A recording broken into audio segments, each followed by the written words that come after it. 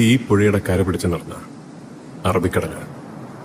അതിന് എത്ര കടവത്ത് ഏത് തോണിക്കാരൻ കുത്തി നിർത്തിയാലും ഇരവഴിഞ്ഞിപ്പുഴ അറബിക്കടലിലെത്തുക തന്നെ ചെയ്യും. ഇരവഴിഞ്ഞി അറബിക്കടലിനുള്ളതാണെങ്കിൽ കാഞ്ചന മൊയ്തീനുള്ളതാ. ഇത് മൊയ്തീന്റെ വാക്കാണ്.